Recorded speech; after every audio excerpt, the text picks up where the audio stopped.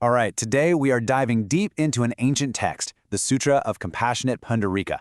We're going to uncover a story about a promise so powerful, so absolutely immense, that it literally shook the cosmos to its core. So the story kicks off not with a person, but with this massive cosmic event. I want you to just picture it. Countless worlds, entire universes, all of a sudden start to tremble.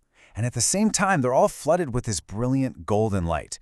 It was such a profound mystery that even beings who are already enlightened had to stop and ask, whoa, what is happening right now?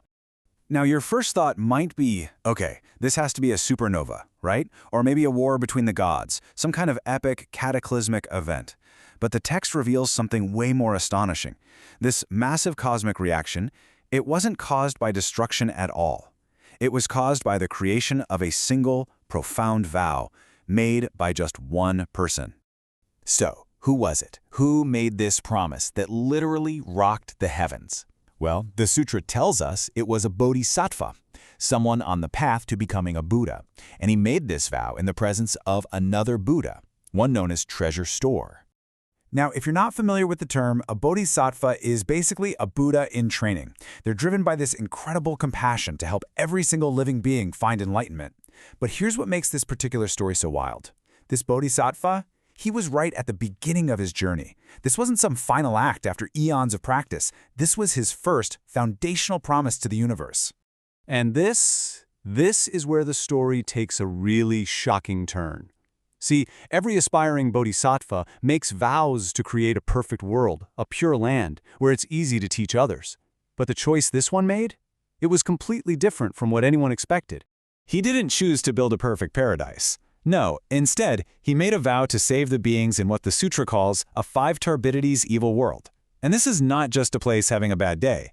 We're talking about a realm that is defined by suffering, an age filled with war and disaster, where wrong beliefs are everywhere, where everyone's drowning in greed, anger, and ignorance, where beings are just spiritually and physically worn down, and where life is short and full of pain. He chose the hardest place imaginable. And he didn't just get stuck with this world. He actively chose it. He ran towards the fire. He vowed to go where the need was the greatest, where people were the most lost, and where the job of helping them would be the absolute rock-bottom hardest. So, to really help us get our heads around how radical and frankly how difficult this choice was, the Treasure Store Buddha uses this really powerful metaphor. He compares two very different paths that a person like this could take. And look at this! It lays the two options out so clearly. On one side, you have the common path, go find a pure, easy world. And on the other, you have the path of great compassion, go and actively seek out a suffering, impure world where you can actually make a difference.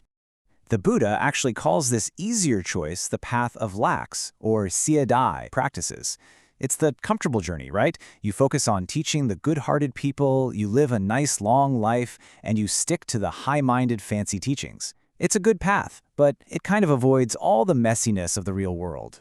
But our Bodhisattva, he chose the path of diligent, or Jingjin, practices. The harder road.